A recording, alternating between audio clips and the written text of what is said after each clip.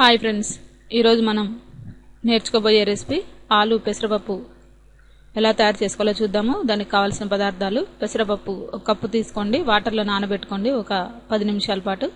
ఆలుగడ్డల్ని ఇలా ముక్కలుగా కొద్దిగా పెద్ద సైజులో కట్ చేసి పెట్టుకోండి. కొత్తిమీర ఒక కట్ట తీసుకోండి. 2 టమాటాలు చిన్నవి. ఆయిల్ మనకి పోపుకి సరిపడా పక్కన పెట్టుకోండి.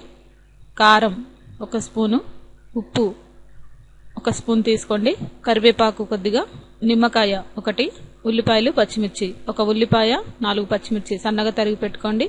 ఆవాలు జీలకర్ర పోపుకి, ఎండుమిర్చి 4, ఒక 5 వెల్లుల్లిపాయలు, అలాగే పసుపు చిటికెడు. ముందుగా మనం కుక్కరు గిన్నె తీసుకొని దాంట్లో ముందుగా ఆలుగడ్డ ముక్కల్ని వేసుకోవాలి. టమాటా ముక్కల్ని అలాగే సన్నగా తరిగి వేసుకోండి. ఉల్లిపాయలు పచ్చిమిర్చి కూడా వేసుకోవాలి. దీంట్లో శుభ్రంగా కడిగి పెట్టుకున్న పెసరపప్పు ఒక 10 నిమిషాల పాటు నానబెట్టుకొని వేసుకోండి. దీంట్లోనే కరివేపాకు కూడా వేసుకోవాలి. కారం కొద్దిగా 1 స్పూన్ తీసుకోండి. దీంట్లోనే మనం తగినంత ఉప్పు కూడా వేసుకోవచ్చు.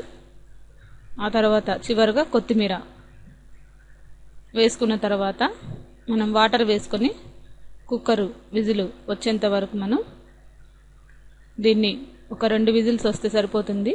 ఇలా మనకి ఉడికిపోతుంది. ఉడికిన తర్వాత దీన్ని ఇలా మెత్తగా రుబ్బకండి. ఆల్రెడీ మనకి పెసరపప్పు ఆలుగడ్డలు ఉడికే ఉన్నాయి కాబట్టి పోపుకి తగినంత ఆయిల్ వేసుకొని దీంట్లోనే మనం ఎండుమిర్చి,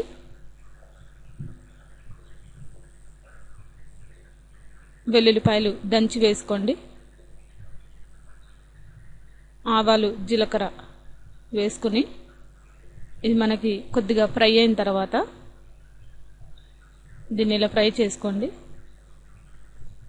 ఒక 2-3 స్పూన్లు మాత్రమే ఆయిల్ వేసుకోండి. ఇప్పుడు మనకి ఇది ఫ్రై అయిపోయింది.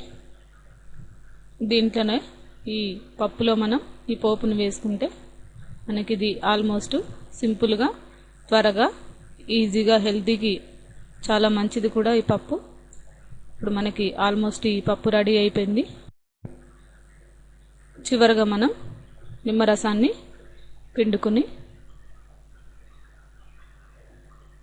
సర్వ్ చేసుకుంటే ఇది రోటీలో కానీ రైస్లో కానీ చాలా బాగుంటుంది.